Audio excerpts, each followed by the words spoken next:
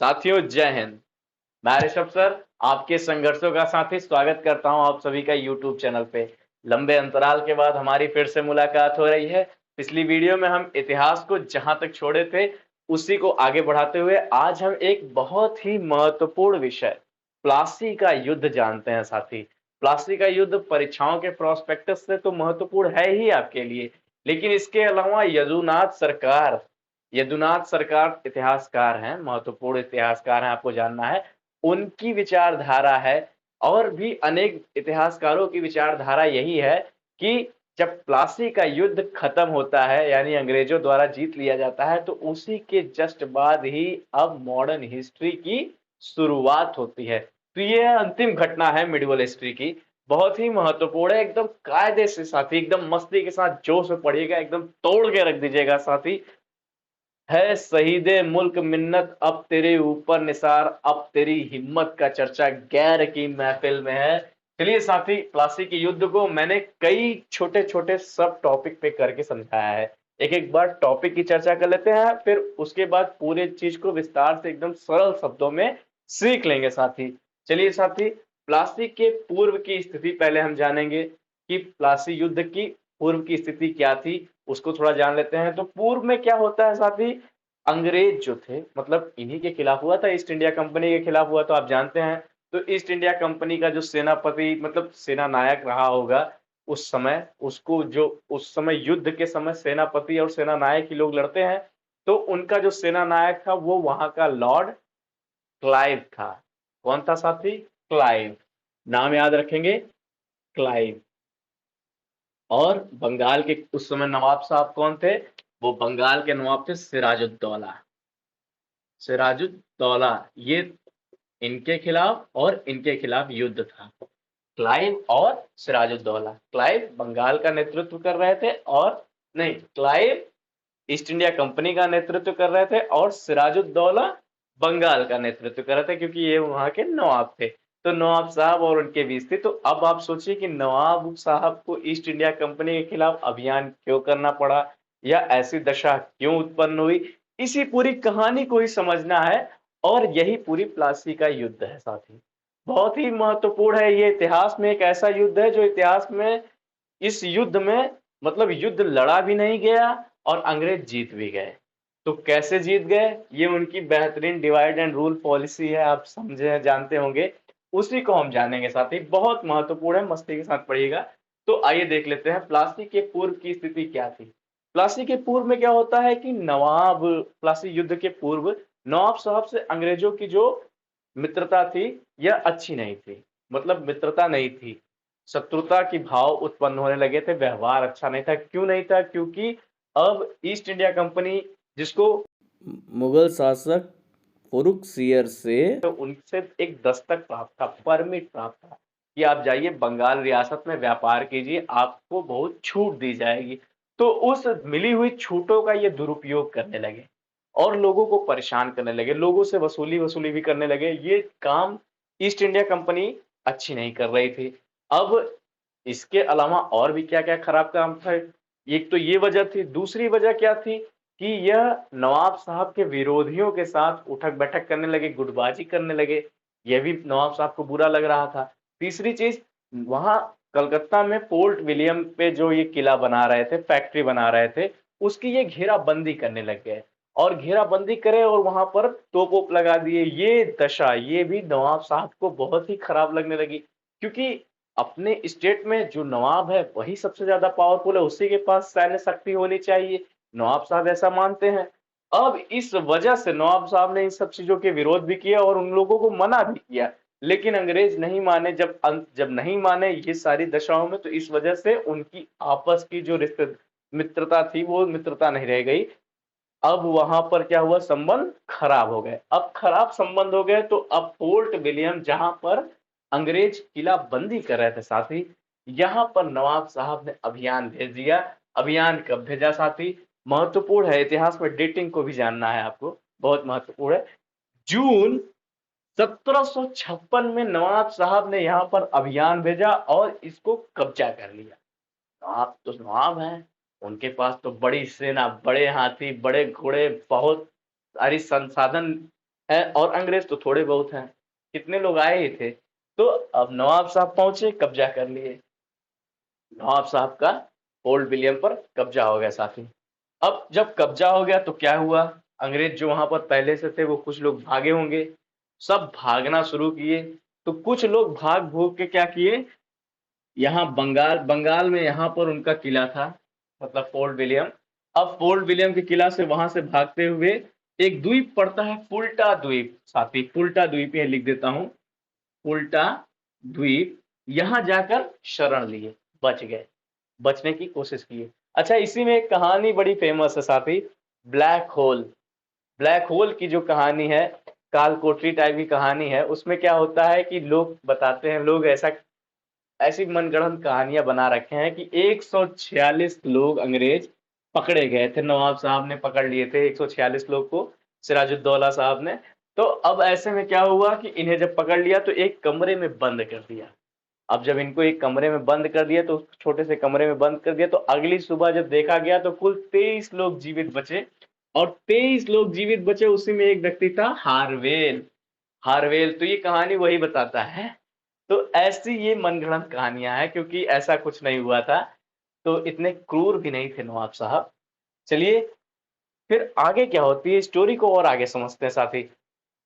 जब नवाब साहब ने पोर्ट विलियम की किला पर किलाबंदी, मतलब उस किला को जीत लिया, मतलब उस फैक्ट्री के पास गए, कब्जा कर लिया, तो उस समय क्या किया उन्होंने, अपने कलकत्ता के एक अधिकारी मणिक सरकार, इनका नाम याद रखिएगा, मणिक सरकार को वहां पर नियुक्त कर दिया कि आप तुम इसको ध्यान दो। और बंगाल में वो क्या कहते हैं कि इनको नियुक्त करने के बाद फोर्ट विलियम पे वो लौट जाते हैं, कहाँ लौटते हैं, मुर्शिदाबाद, मतलब किला पहुंच जाते हैं, मुर्शिदाबाद चले जाते हैं।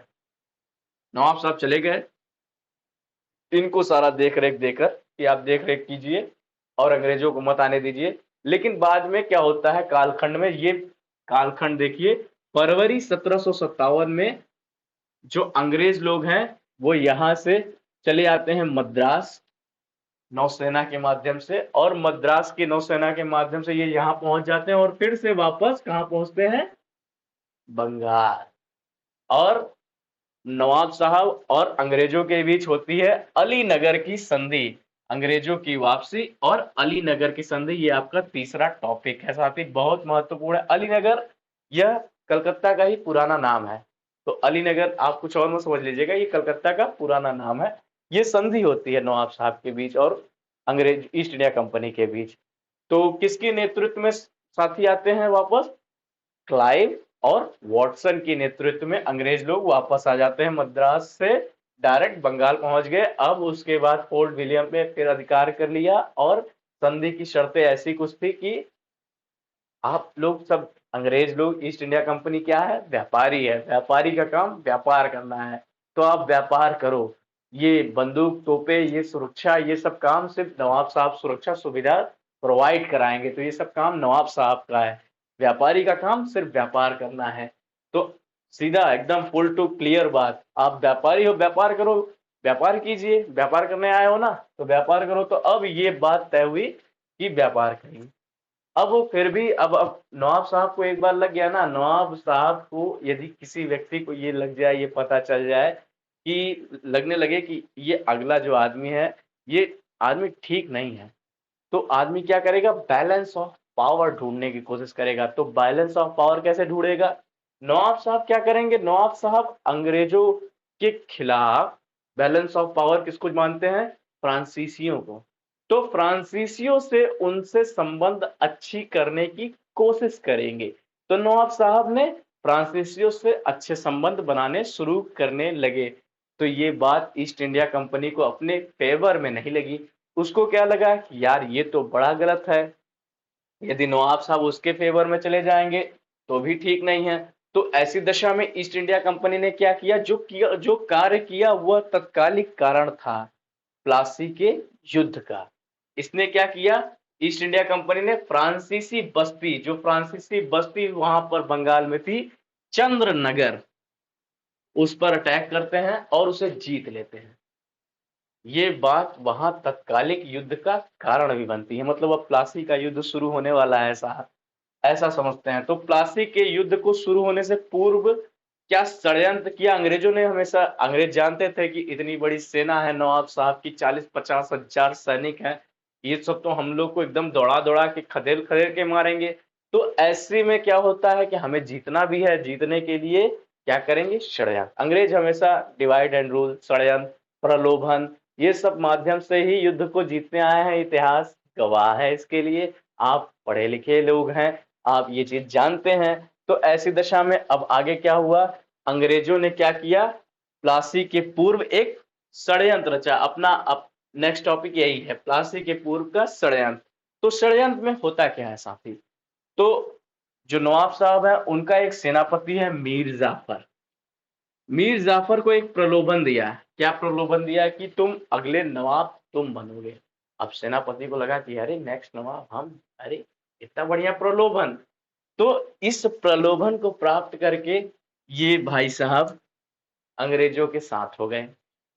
इसके बाद मणिक चंद्र को भी प्रलोभन मिला। ये इनको देखे नवाब साहब ने, मणिक चंद्र को, कलकत्ता के ये अधिकारी हैं, इन्हीं को जब फोर्ट विलियम के किला पर चढ़ाई किए थे तो इन्हीं को सब कुछ देख रेख के लिए दे दिए थे नवाब साहब। और ये भी, इनको भी अंग्रेजों ने झांसा दिया और अपने में मिला लिया।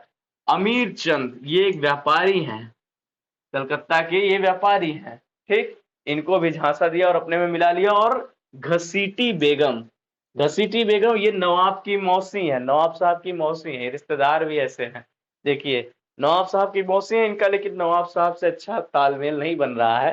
तो ये इनको भी अंग्रेजों ने दिया, दाना डाला, और ये भी उनके पलड़े में आ गई।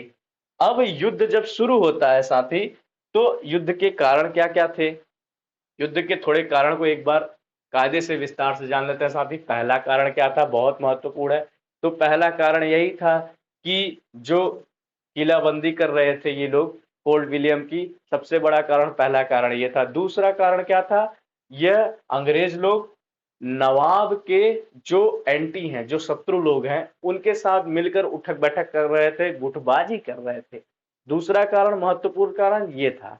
तीसरा कारण जो सबसे महत्वपूर्ण कारणों में था, जो ये अंग्रेजों की फ्रांसीसी बस्ती, अंग्रेजों द्वारा फ्रांसीसी बस्ती चंद्रनगर पे जो चढ़ाई की गई थी, यह तीसरा महत्वपूर्ण कारण था। और यही तत्कालिक कारण था साथी, इस वजह से युद्ध प्रारंभ हुआ। अब युद्ध जब प्रारंभ हुआ तो युद्ध में, अब युद्ध कोई बहुत खास युद्ध, लड़ाई झगड़ा नहीं हुआ वहां। अंग्रेजों ने बहुत बड़ी संख्या में अंग्रेज सैनिक नहीं गए थे, और यहाँ नवाब साहब की बहुत सारी सेना गई थी। अब इसमें सेनापति ही बिक गया। सैनिक क्या करे? सेनापति बिक जाएगा तो सेनापति क्या करेगा? आक्रमण का आदेश ही नहीं देता होगा। तो अब सोचो कि एक सेना में सेनापति ही बिका हुआ है। तो सेनापति बिक गए तो ये ना आक्रमण के आदेश देंगे, ना सही राह बताएंगे, ना कोई अच्छी नीति बनाएंगे। जैसे युद्ध इन्हें हारना ही है, ये पहले से ये डिसाइड करके बैठे हैं। और इन्होंने नवाब साहब को कहा कि आप जाएं, हम लोग युद्ध करते हैं। और मीर जाफर युद्ध करना प्रारंभ करते हैं। और ये युद्ध तो उन्हें करना है ही नहीं, तो पहले से ही अंग्रेजों से मिले हैं। उधर क्लाइव गोली पर गोली दागे जा रहे हैं। और फिर भी नवाब साहब की तरफ से भी कुछ लोगों ने बहुत ही हिम्मत, बहुत ही शक्ति से लड़ा, जिसमें मीर मदान लोग का नाम है। उन लोगों ने बहुत ही हिम्मत और जोश से लड़ा, लेकिन बहुत सारी सेना ने तो उनको गुमराह कर दिया गया, जानकारी ही नहीं हुई।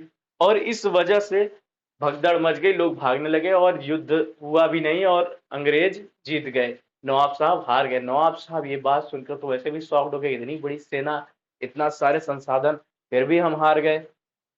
तो नवाब साहब हार गए, उनको मार दिया गया पकड़ के। अब नवाब साहब मर गए, मीर जाफर क्या हुए? नए राजा बन गए, नए नवाब कौन बन गए?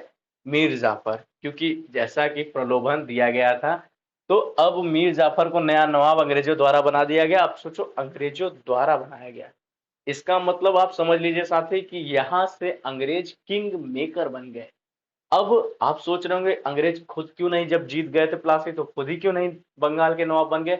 नहीं बन सकते थे, क्योंकि जन विद्रोह होने की आशंका थी, जन विद्रोह हो जाता। और इससे अच्छा क्या है, नवाब कोई और है, लूट हम रहे हैं, नाम किसी और का खराब हो रहा है, काम हमारा चल रहा है। तो इस वजह से इन्हीं को नवाब बना दिया। अब जब ये नवाब बन गए साथी, तो प्लासी का युद्ध जैसे ये खत्म हो गया, तो प्लासी के युद्ध के बाद क्या परिणाम निकला? तो ये बंगाल के लिए अच्छा तो था नहीं, क्योंकि अब यहाँ अंग्रेज आ गए। तो अंग्रेज आ गए, अंग्रेज क्या किस चीज भूमिका में थे? अंग्रेज की राजनैतिक परिणाम, सैनिक परिणाम और आर्थिक परिणाम को हम जानेंगे साथ ही, महत्वपूर्ण है। राजनैतिक परिणाम एक एक करके, पॉलिटिकल इम्पैक्ट क्या था? तो ऐसा कुछ था कि क्या कहते हैं, वहां पर अब अंग्रेज मीर जाफर को राजा बना देते हैं, और वहां अब अंग्रेज किंग मेकर की भूमिका में आ गए हैं। अब अंग्रेज ही शासन कर रहे हैं और कठपुतली नवाब बना दिए हैं। कठपुतली नवाब वह होता है साथी जिसको हम दिशा बताएं और वह उस दिशा पर कार्य करे। मतलब यहाँ पर अब अंग्रेज भारत की राजनीति में हस्तक्षेप करने के लिए आ गए हैं। अब यहाँ भारत की राजनीति को परिवर्तित कर दिए हैं। हाँ, प्लासी का युद्ध होता कब है साथी? ये है 23 जून 1757। 23 जून 1757 को प्लासी का युद्ध है। ये क्वेश्चन भी है, इसको आपको कायदे से जानना है।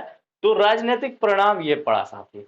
राजनीतिक परिणाम में अंग्रेज अब किस चीज की भूमिका में आ गए? अब किंग मेकर की भूमिका में आ गए और कठपुतली नवाब बनाने लग गए। कठपुतली नवाब साहब कार्य करेंगे किसके आदेश पे? अंग्रेज के आदेश पे। यानी अब यहाँ अंग्रेज ही शक्ति में आ गए हैं। अब दूसरा परिणाम जान लेते हैं साथी, सैनिक परिणाम क्या हुआ? सैनिक परिणाम बहुत महत्वपूर्ण है। अब यहाँ तक तो पहले नवाब साहब जब थे, नवाब सिराजुद्दौला, तो उन्होंने पहले ही सख्त आदेश दे दिया था कि तुम लोग व्यापारी हो, व्यापार करो। तो लेकिन अब क्या दशा बदल गई। अब यह सैनिक परिणाम में सैनिक रूप से मजबूत हो गए, और सैनिक कि अब सेना ये भी लोग रखने लगे। ईस्ट इंडिया कंपनी भी सेना अब इनकी सैनिक हो गई है, सैनिक सुविधा हो गई है। और यह इन सैनिक, क्योंकि अब सरकार सत्ता में भी यही इनडायरेक्टली यही सरकार चला रहे हैं, तो सेना भी इन्हीं की। और ये हिंद महासागरीय जो समुद्री क्षेत्र है, वो सभी क्षेत्रों पर ये पूरी एकदम सशक्तता के साथ अपना वर्चस्व कायम किए। वहां पर ये एक केंद्रीकृत शक्ति बनकर उभरे साथी, और एकदम वहां पर किलेबंदी किए, घेराबंदी किए, एकदम ताकतवर बनकर उभरे। और ये इनके सैनिक परिणाम रहे। अब ईस्ट इंडिया कंपनी को एक सैनिक शक्तिशाली कंपनी भी कहा जाने लग गया कि अभी इनके पास सैनिक वैनिक सारी व्यवस्था है। ठीक साथी, और इसके बाद ये इनके सैनिक परिणाम से आर्थिक परिणाम क्या पड़ा? इंपॉर्टेंट चीज आर्थिक था। बंगाल का मतलब यहाँ अब कभी भी कोई व्यक्ति सत्ता पे आए तो इसका मतलब उसका सबसे ज्यादा इंपॉर्टेंट चीज इकोनॉमिक्स है।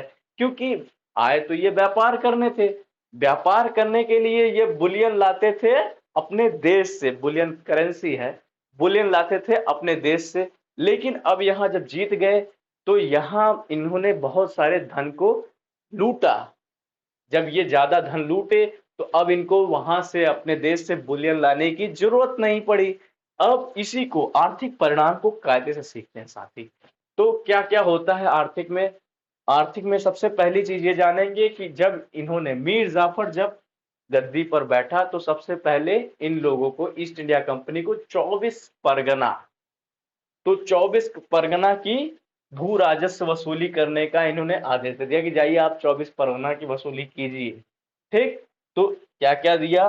पहली चीज 24 परगना दिया, और इसके अलावा बंगाल में मुक्त व्यापार करने की सुविधा भी प्रदान कर दी। जाओ मुक्त व्यापार करो। सोचो कि स्टेट क्या क्या चीज इनको देता है, जिस वजह से स्टेट की सारी संपत्ति एकदम खाली। अब मुक्त व्यापार करने की भी सुविधा। इसके अलावा क्लाइव, जो लॉर्ड क्लाइव युद्ध किया था, सेनापति था किसका? ईस्ट इंडिया कंपनी का, लॉर्ड क्लाइव, उसको और अन्य उसी के ऐसे ही विदेशी अधिकारियों को बहुत सारी रिश्वत मिलती है, रिश्वत मिली है, क्योंकि अब उन्होंने युद्ध युद्ध जिता दिया है, इनको राजा बना दिया है मीर जाफर को। तो बहुत सारी रिश्वत ये प्राप्त करते हैं और पैसा रिश्वत ले जाते हैं। तो यहां से भी पैसे का, धन की कमी हुई। क्या क्या चीज? पहला तो 24 परगना आपने जाना, रिश्वत जाना, रिश्वत में पैसा जो मिला उसको, और बंगाल को आर्थिक रूप से, और हाँ एक बहुत महत्वपूर्ण है, दक्षिण में जब अभियान करने लगे ईस्ट इंडिया कंपनी यानी अंग्रेजों ने दक्षिण में अभियान किया फ्रांसीसियों के खिलाफ, तो उन्होंने पैसे की वसूली किससे की? बंगाल से की। तो नवाब साहब से पैसा वसूल वसूल दक्षिण में अभियान करने जाते थे। तो इसका मतलब यह हुआ कि प्लासी की युद्ध के बाद अंग्रेज दक्षिण में भी मजबूत हो गए, क्योंकि उनको धन का एक अच्छा स्रोत मिल गया साथी। तो एक ये भी परिणाम हुआ। चौथा परिणाम क्या जानेंगे साथी? चौथा परिणाम यह था कि अब उनको अपने देश से बुलियन लाने की जरूरत नहीं थी, यहाँ के पैसे से ही वो व्यापार कर सकते थे, कर रहे थे। पांचवा परिणाम क्या था साथी? यहां से धन का निर्गमन होना शुरू हुआ, यानी कि अब अंग्रेज पैसा अपने देश में भेजने लग गए। अब यहीं से देखिए ये जो धन का निर्गमन शुरू हुआ साथी, तो धन के निर्गमन में जो 1757 के बाद से शुरू हुआ, ये 1947 तक चला। यही स्थिति अच्छी नहीं थी साथी, क्योंकि अगर अपने देश का पैसा वो अपने देश मतलब भारत देश का पैसा अपने देश भेजने लग जाएंगे, तो भारत का पैसा तो कम हो रहा है ना, तो यही इससे हम और गरीब होते जाएंगे। ये चीज इतने समझदार लोग नहीं जानते थे, इसीलिए उनके पलड़े में होकर लड़ाई कर लिए, और जिसका बहुत ही बेकार खामियाजा बाद में भुगतना पड़ा। चलिए यही था टॉपिक, और इसी में एक इतिहासकार हैं यदुनाथ सरकार, उन्होंने ही कहा है कि ये प्लासी का युद्ध साथी, प्लासी का युद्ध युद्ध जब अंग्रेज जीत गए तो यहीं से मॉडर्न हिस्ट्री की शुरुआत हो गई साथी।